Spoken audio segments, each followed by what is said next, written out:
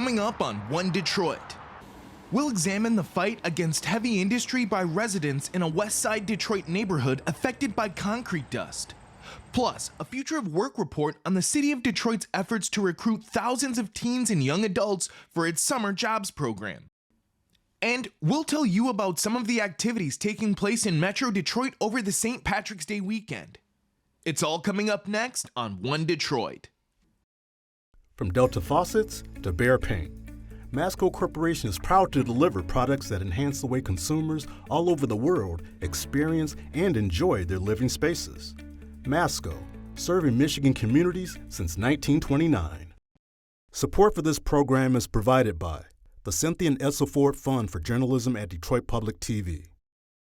The DTE Foundation is a proud sponsor of Detroit Public TV, among the state's largest foundations committed to Michigan-focused giving. We support organizations that are doing exceptional work in our state. Visit dtefoundation.com to learn more. Nissan Foundation and viewers like you.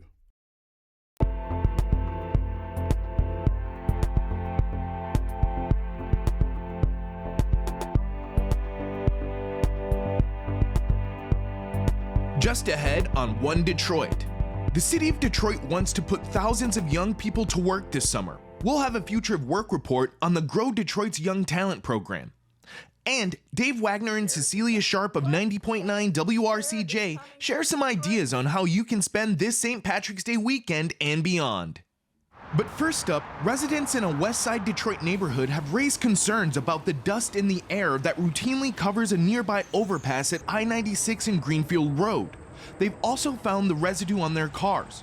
One Detroit senior producer Bill Kubota teamed up with filmmaker and One Detroit contributor Nicole Macdonald to investigate the source of the dust and the hazards of heavy industry operating in city neighborhoods.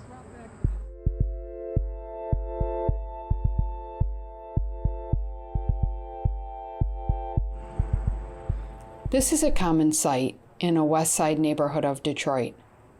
A constant flow of trucks and dust around heavy industry. A concrete crusher in a residential neighborhood. I got interested in this more than a year ago when I learned about a proposed concrete crusher in the Core City neighborhood of Detroit, not far from downtown. I'll say core, you say city, all right? Core! Here, neighbors mobilized. Core! Core! They stopped the construction before it started.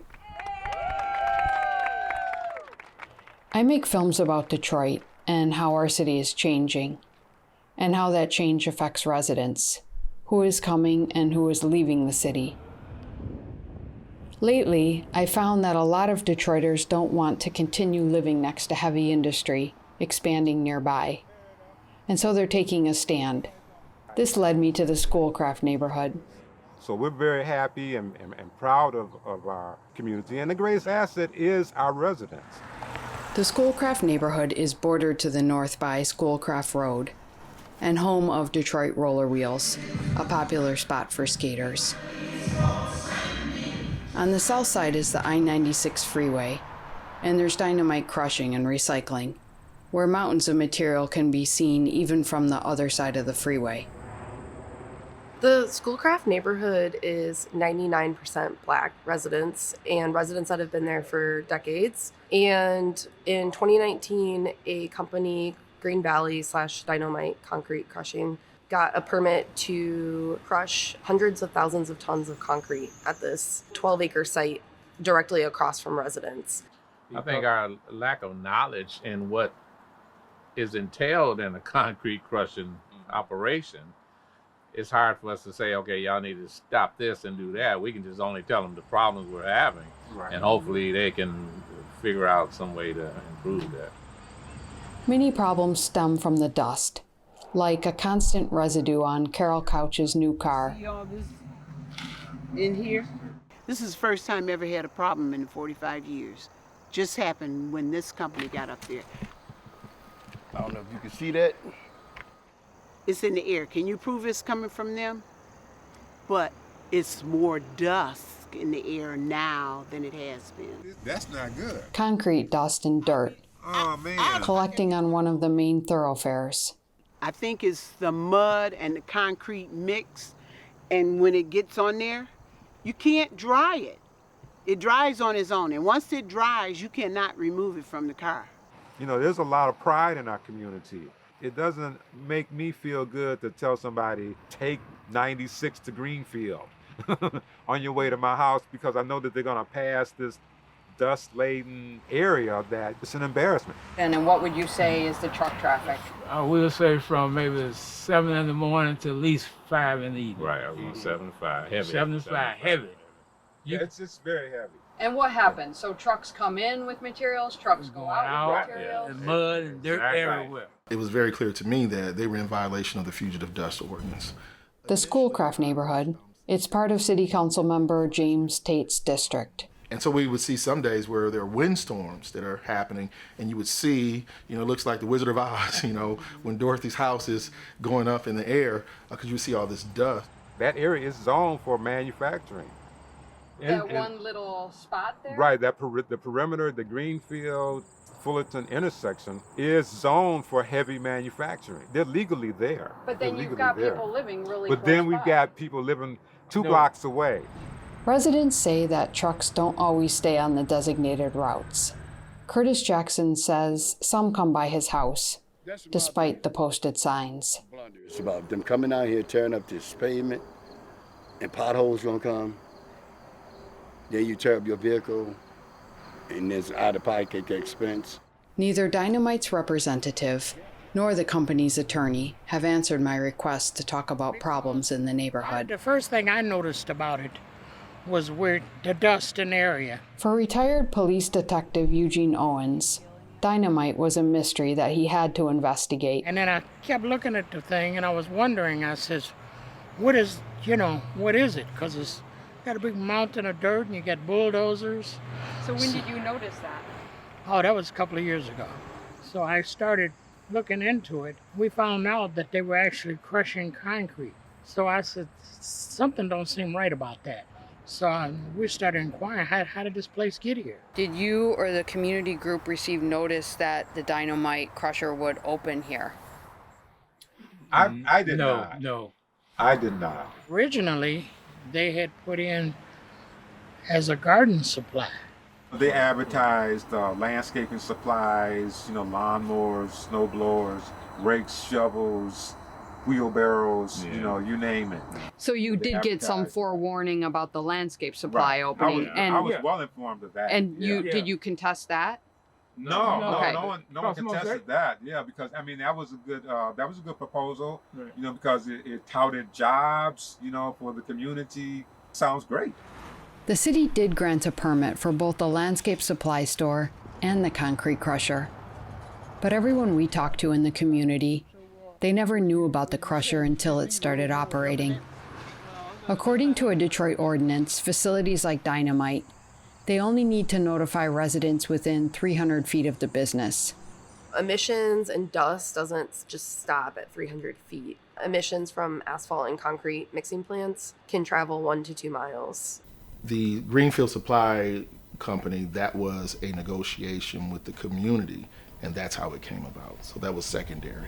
But were they notified of that there'd be concrete crushing, that there'd be piles of aggregate? So in terms of what they were notified on in terms of what it would look like, I can't say today. And I say this again as a resident and as a district council member.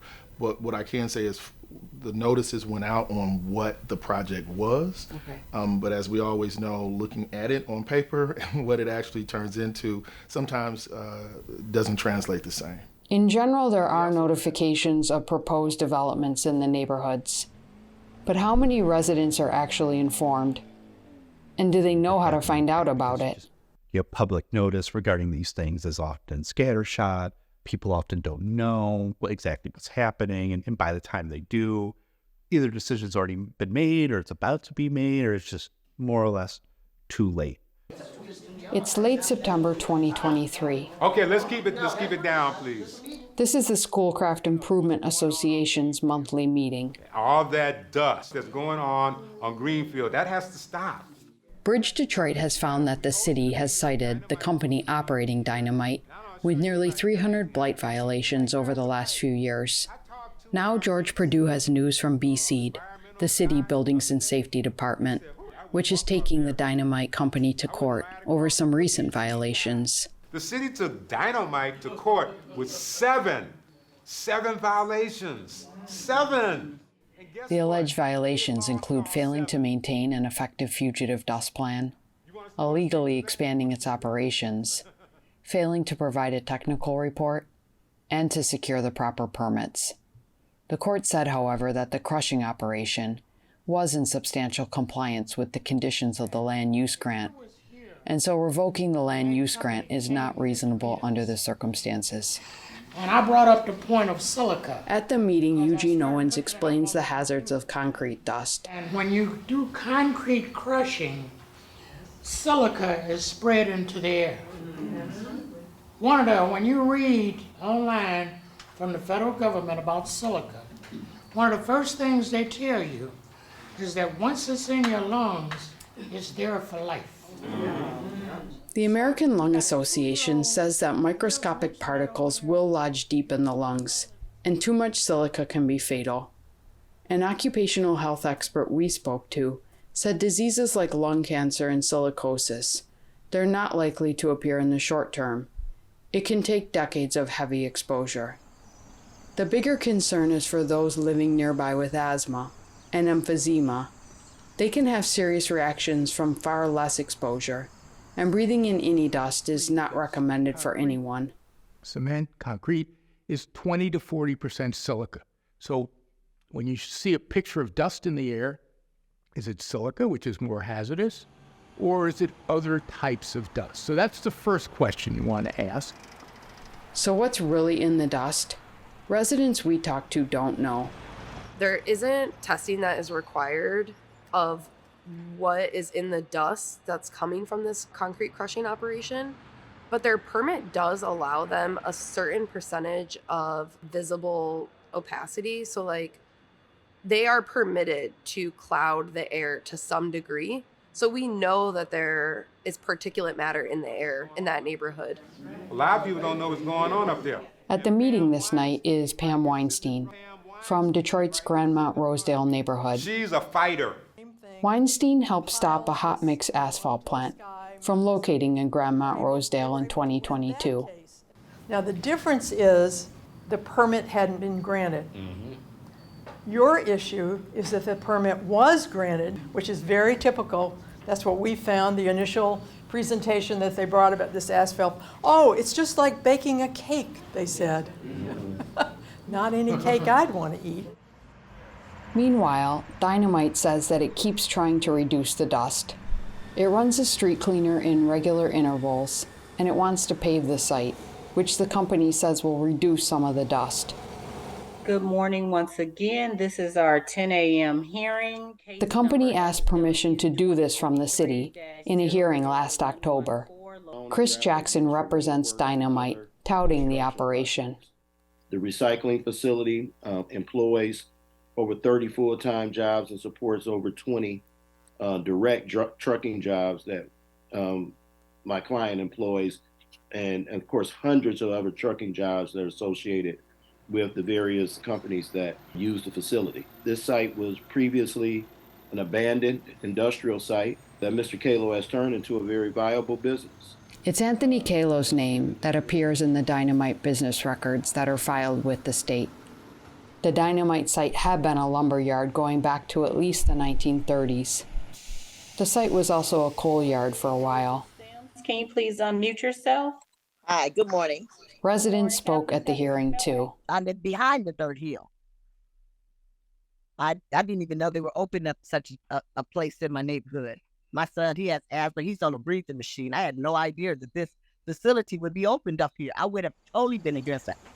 In the Schoolcraft neighborhood, the city's denied the company's request to pave the site, and the city is appealing the ruling on Dynamite's violations, which could possibly shut the crusher down. The fight against heavy industry continues. The more that these cases are brought up and supported by decision makers, then I believe it could set a precedent and it could start a trend in a direction where human health is being considered by decision makers rather than sort of profit. What they're doing is great. You know, they're recycling concrete. Where would that concrete go if it wasn't being recycled? So we agree totally with that operation. However, the location, you know, it's always location, location, location, location. This is not the location for a concrete crusher. This isn't the location.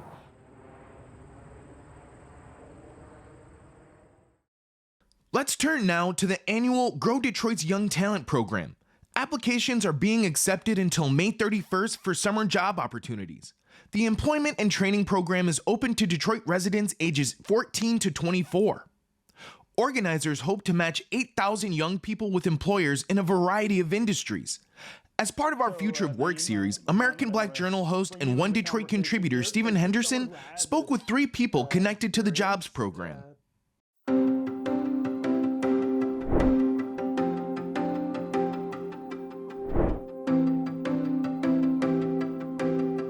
Dana Williams, I will start with you. Talk about Grow Detroit's Young Talent. Remind us what year we're in for this and what we have to look forward to this year. Sounds wonderful. Thanks so much, Stephen. So it is an honor to say that this is year 10. 10, oh my goodness. Talent program. Incredible. So we have actually done quite a bit, of course, in that time. We've grown from around 5,000 students a summer to now 8,000. Oh my goodness. And certainly couldn't do that alone. The Detroit at Work system is so glad to have partners like Shana, who's here with us, and a host of other nonprofit agencies and workforce development companies that work with us really closely to deliver these experiences to young people. We're glad that this year we're going to be offering a range of experiences, as we always do, that really correspond to a young person's level of work experience, right? So someone who's 14, never been to work, certainly may have a different experience than someone who be 18, 19, or 20, maybe taking some college courses, and who may be on a real, what we call a career pathway job. Those will pay a minimum of $15 an hour, so real work, real money, right? Yeah. This summer. And they're gonna have a host of other customized experiences, get some professional development as well, as they always do. So in addition to resume writing and interviewing, some financial coaching, they'll open a bank account, right? We got to make sure young people are ready to receive the funds that we're going to give them, all these wonderful things. So really excited again about this 10th year. Yeah. Shana Hayward, talk about how this fits in the kind of broader context of workforce and workforce development, the kind of things that we are always really worried about here in the city, and that we need to be working a lot better. Right. Well, first and foremost, we want our young people to know that there are resources available to them and that there are a host of connections and opportunities in the city of Detroit, so that we not only grow our talent, but also retain our talent. So they need to understand that there are high growth, high demand sectors here that they can connect with. They can experiment with opportunities that they may be interested in, but don't know too much about. So this just gives them a chance to kind of branch out, test out some things, see what they like, see what they may not like, but also importantly, provide those important connections to caring adults, to like-minded peers, and begin that task of building their skills and their network. Yeah. So Naima Muhammad, I want to bring you into the conversation here because you're someone who had this experience. Tell me about what you did, what you learned, and how you think of it today. Yes, absolutely. So I did the program for 3 years, and throughout the different experiences I had, I've learned so much. I actually am now a unmanned aeronautical vehicle pilot, which means I can fly remote drones for profit commercially. I had the experience of working for 2 summers with the Tuskegee Airmen because of Grow Detroit Young Talent. I also had the opportunity to go to the GM plant for the electric vehicles, and I was honestly really excited about that because I just love EV and technology. So being able to see what all goes into building the vehicle, as well as I spoke to some people and they actually said that, well, actually, you're not in where they design the vehicles, you're in they build them. So just being able to have those opportunities, to have those conversations. And I also, through that experience, there were some people, because, you know, you get that experience and they're excited to have young people that are interested in technology and vehicle designing and things of that nature. They actually did mock interviews with me. They said, okay, if you decided to come here, this is what you need to learn, this is what you need to do, and let's actually sit down and ask those questions that you would get if you were in a real interview with us. Yeah, so it was really exciting. So let's go back to the first summer you did this, and maybe that first day at work. Did you know then that you would find a pathway to the thing that you're going to end up doing as an adult? Yes and no. Yeah. I went in as, this is a summer job. My mom told me to come. So so I got to be here, right? Yeah. So it's a let's just see what happens. Yeah. But actually going through the summer, meeting different, a very diverse group of young people, even though we were about, you know, about 15 or 16 when I first did it, just hearing some of their backgrounds and what they were actually interested in. There was another young man, he wanted to be a pilot. I'm still in contact with him. He's now in college for it. So he's going to pilot school. And then there are just the different avenues people took, and hearing their stories of how they got to that point in their lives was interesting. Yeah. So Dana, that's gotta just absolutely warm your heart to hear what a story, right? She starts this at 15 and now is doing something that's related to what you guys gave her an opportunity for. That's exactly right. I am thrilled to hear stories like what Naeem is sharing with us here today. And that's what we want to do, right? As Shana said, we want to make sure that these young people are connected to the high growth, high demand jobs and the industries that are here, as we know, that are here in Detroit. Shana, I want to talk a little about the employer side of this as well. Employers are getting quite the sort of lift, I think, and benefit out of Grow Detroit's young talent as well, and the importance, I think, of having that connection between employers that exist in our city and the young people in our city is it's immeasurable. Yeah, and it's really critical, and it is definitely a two-way street, Stephen. The young people benefit, but the employers benefit just as much from having the young people in those spaces. They change the energy, they bring new ideas, and they also help those employers see the potential that's coming down the pipeline in our young people and what they can bring to the table. So it's very exciting. We just have tons of interest and support. Detroit is such a great city because, especially when it comes to our youth, people are ready to get on board to support our young people. And interested young people can apply for the Grow Detroit's Young Talent Program at gdyt.org. It's a big weekend for the Irish and everyone else who celebrates St. Patrick's Day. Plus, there's a lot of events in the metro area that will put you in the mood for spring. Cecilia Sharp and Dave Wagner of 90.9 WRCJ have today's One Detroit Weekend. Hey Cecilia, ready to chat about what's going on in Detroit this weekend? You bet I am. This Sunday is St. Patrick's Day, and there are many ways for everyone to enjoy the Irish festivities. Let's start with Trinity Irish Dance, coming to the Music Hall Center for the Performing Arts on Friday. The audience will be able to enjoy the tradition of Irish dance with some modern twists. It should be a great time. You can also head to Milford and enjoy St. Patrick's Weekend at River's Edge Brewery. There will be Irish food specials along with live music Saturday and Sunday. And then on Monday, the brewery is hosting dinner and a movie in partnership with the Milford Independent Cinema. And if you want a little science with your brews, head to the Michigan Science Center on Saturday for a Brewsology Beer Fest. The event includes many local craft brews and ciders and access to the museum, where you can get hands-on with exhibits and witness science demonstrations. And next week, Cher's in town. What, Dave? Cher is coming to Detroit? No, but not the real Cher, but the Cher Show will be at Fisher Theater March 19th through the 24th. The musical takes you through the superstar's life from childhood to the present, including 35 of her amazing hits. If you are seeking a little springtime wonder, head over to the Meyer Tropical Conservatory in Grand Rapids, where Butterflies Are Blooming takes place through April 30th. Have a great weekend.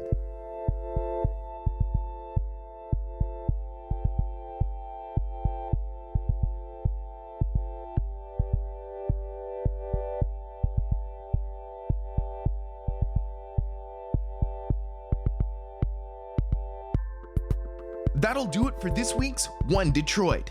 Thanks for watching. Head to the One Detroit website for all the stories we're working on. Follow us on social media and sign up for our weekly newsletter.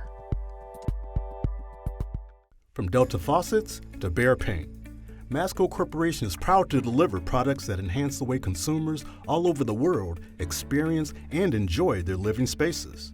Masco, serving Michigan communities since 1929. Support for this program is provided by the Cynthia and Edsel Ford Fund for Journalism at Detroit Public TV. The DTE Foundation is a proud sponsor of Detroit Public TV, among the state's largest foundations committed to Michigan-focused giving. We support organizations that are doing exceptional work in our state. Visit dtefoundation.com to learn more. Nissan Foundation and viewers like you.